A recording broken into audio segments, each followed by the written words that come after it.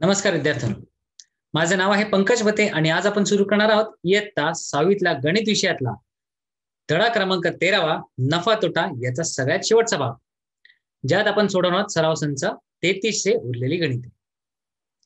हा सराव संच आधारित आहे फक्त दिलेल्या माहितीवरती. आपल्याला काही माहिती दिली असेल, म्हणजे खरेदी आणि विक्री किंमत दिली असेल, त्यावरून आपल्याला शाब्दिक उदाहरण बनवायचे आणि त्यातला येणारा शेकडा नफा किंवा शेकडा तोटा आपण काढायचा. तर चला आता उरलेला सराव संच आज पूर्ण करून टाकू. चला, सराव संच 34. आपला प्रश्न आहे, माहितीच्या आधारे शेकडा नफ्याचे किंवा शेकडा तोट्याचे शाब्दिक उदाहरण तयार करा व सोडवा. ज्यात प्रश्न क्रमांक दुसरा आहे, खरेदी आहे 2000 रुपये, विक्री आहे 1900 रुपये. आता फक्त हीच माहिती दिली. आता ह्या माहितीवरनं आपल्याला काढायचे आहे उदाहरण. तर पहा, उदाहरण मध्ये आपण काय लिहिले, समीरने एक टेबल 2000 रुपयांनी खरेदी केले.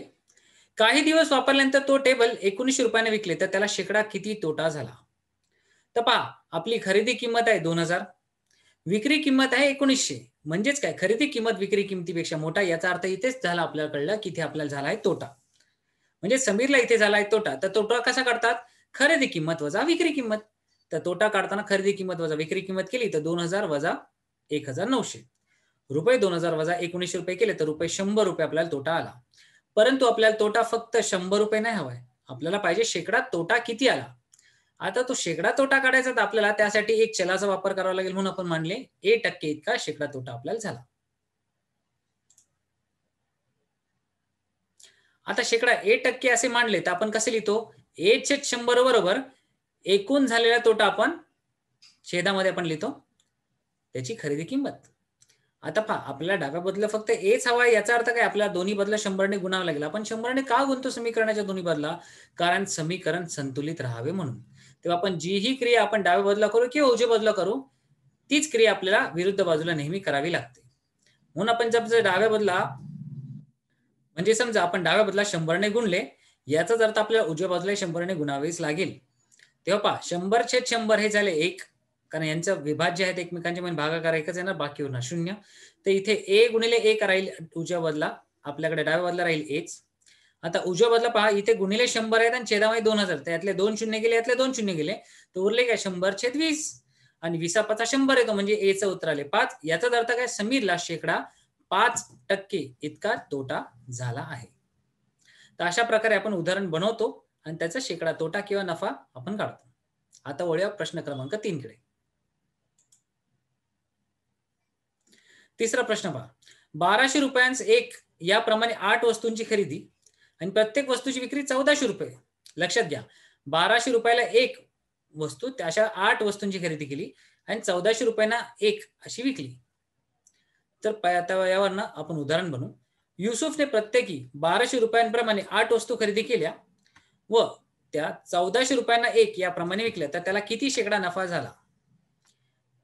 आता पहिल्यांदा आपण एकूण नफा किती झाला ते काढू. वस्तूची खरेदी किंमत आहे 1200, एका वस्तूची किंमत आहे 1400. एका वस्तूची आपल्याला खरेदी किंमत भेटली 1200 आणि तीच एका वस्तूची खरेदी विक्री किंमत आपल्याला भेटली 1400. तिथे विक्री किंमत खरेदी किंमतीपेक्षा मोठी असल्या कारणाने आपल्याला आपण म्हणतो आपल्याला झाला आहे नफा. नफाचा सूत्र कसं लिहितो, विक्री किंमत वजा खरेदी किंमत. तर विक्री किंमत आहे 1400 रुपये, खरेदी किंमत आहे 1200 रुपये, म्हणजे 200 रुपयाला इथे फायदा झाला. आता याचा शेकडा नफा कसा काढतात, शेकडा नफा आपण एक चलाचा वापर घेऊन करतो. मग शेकडा नफा y% असे म्हणू. मग y% कसे लिहितात, y/100 बरोबर 200/1200. आता हे 200 काय आहेत, तर 200 आहेत एकूण नफा आणि 1200 आहेत एकूण खरेदी किंमत. तर पहा, y/100 बरोबर 200/1200, यातले 2 शून्य गेले, यातले 2 शून्य गेले, तर उरले 1/6 आणि यात दोन्ही बाजूला आपण 100 ने गुणले तर हे 100 गेले, ते आले 60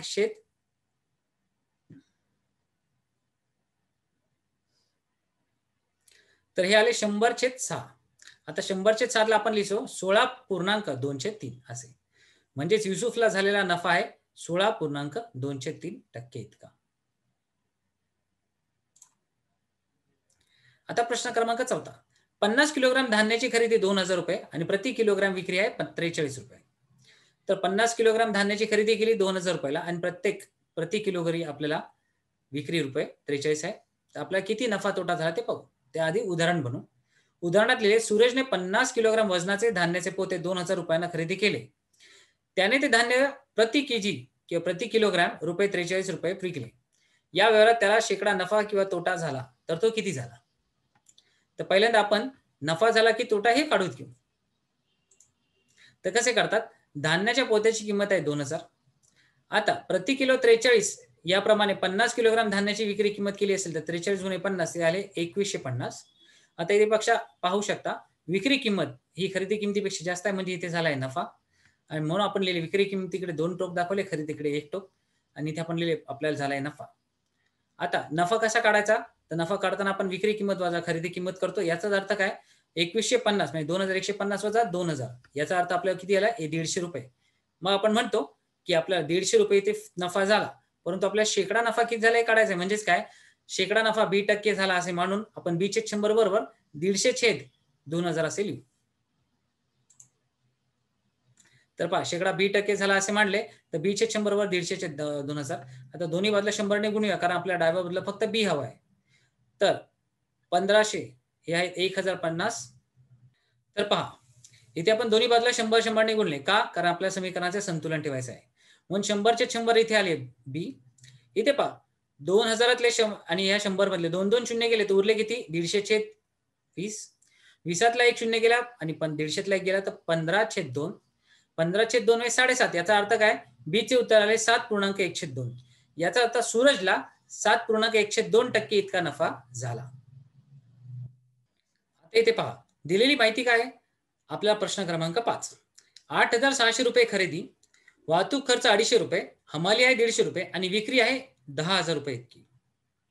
ही दिली माहिती. यावरून आपल्याला आता उदाहरण बनवायचे. तर उदाहरण काय लिहिले पहा. जयदेवने एक वॉशिंग मशीन 8600 रुपयांना खरेदी केली. त्याने रुपये 250 रुपये वाहतुकीवरती आणि 150 रुपये हमालीवरती दिले. आता शेकडा नफा व तोटा काढायसाठी आपल्याला काय करावं लागेल? हे मशीन 10,000 रुपये विकले व त्याला खर्च किती आला ते काढू. आता उकल. एकूण खरेदी किंमत बरोबर आपण कसे काढतो? एकूण खरेदी किंमत कशी काढतो? तर खरेदी किंमत अधिक वाहतूक खर्च अधिक हमाली. तर खरेदी किंमत आहे 8600, वाहतूक खर्च आहे 250 आणि हमाली आहे 150, म्हणजे एकूण 9000 रुपये आपला एकूण खर्च झाला. आता विक्री किंमत आहे 10,000. इथे दोघांमध्ये पाहिलं तर आपली विक्री किंमत ही खरेदी किमतीपेक्षा जास्त आहे. याचा अर्थ काय? विक्री किंमत खरेदीपेक्षा जास्त असल्याने आपल्याला झालाय नफा, आणि नफ्याचं सूत्र आहे विक्री किंमत वजा खरेदी किंमत. तर विक्री किंमत आहे 10,000, खरेदी किंमत आहे 9000, तर उत्तर आले 1000. तर आता नफा आपल्याला 1000 मिळाला, पण शेकडा नफा नाही मिळाला. मग शेकडा नफा कसा काढणार? तर शेकडा नफा आपण X% असे मानू. मग 1/100 बरोबर विक्री किंमत छेद एकूण खरेदी किंमत लिहू. तर इथे समजा, इथे पहा, शेकडा नफा X% मानला तर 1/100 बरोबर 1000 छेदात 9000. आता हे 1000तले 3 शून्य 9000तले शून्य गेले तर 1/9 उरेल, परंतु आपल्या दोन्ही बाजूला 100 ने गुणावं लागेल, कारण समीकरणाचे संतुलन मांडून ठेवायचे. आता मग इथे काय आले? 1 गुणिले 100 म्हणजे 1000. आता इथे पहा, 1/9 गुणिले 100च राहतील, कारण हे 3 शून्य आणि हे 3 शून्य गेले, म्हणजे 100/9. आता 100/9 म्हणजे काय? आपल्या उत्तर आले 11.1/9.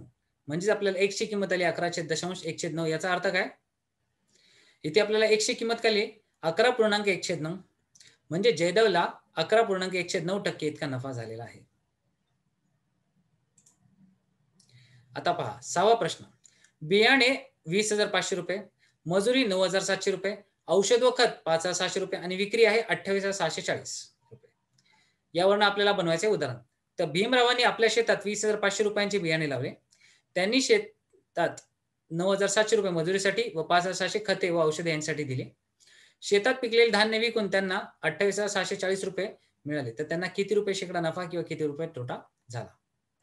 तर उकल पहा. एकूण खरेदी किंमत कशी काढायची? तर बियाणांवर होणारा खर्च अधिक मजुरी अधिक खते आणि औषधांचा खर्च. तर तो आहे 20,500 अधिक 9,700 अधिक 5,600. या सगळ्यांची बेरीज केली तर आपल्या उत्तर आले 35,800. आता पहा, खरेदी किंमत आपली 35,800 आणि विक्री किंमत आहे 28,640. याचा अर्थ काय? खरेदी किंमत जास्त आहे, याचाच म्हणजे आपल्याला झाला आहे तोटा. तोटा कसा काढतात? खरेदी किंमत वजा विक्री किंमत बरोबर. आता खरेदी किंमतीच्या खाली आपली 35,800 लिहा, विक्री किंमती खाली आपण 28,640 लिहा. आपल्याला किती उत्तर येते? 7,160. म्हणजेच आपल्याला तोटा झालाय 7,160 इतका. तर तोटा A% मानू, म्हणजे A/100 बरोबर 7,160 भागिले 35,800. दोन्ही बाजूला 100 ने गुणले तर 100 गेले, डाव्या बाजूला आला A. इथेही 100 गुणले तर हे 2 शून्य आणि हे 2 शून्य गेले, म्हणजे 6160 भागिले 358 आले आणि यांचा भागाकार केला तर आपलं उत्तर आले 20. याचा अर्थ काय, भीमरावांना टोटल 20% इतका नफा, तर इथे पहा भीमरावांना एकूण 20% तोटा झाला आहे. तर पहा आज आपण काय शिकलो. आज आपण सराव संच 33 पूर्ण सोडवून घेतला, ज्यात आपल्याला माहितीवरून शाब्दिक उदाहरणे सोडवता आली आणि शेकडा तोटा व शेकडा नफा कसा काढायचा हे आपल्याला कळले.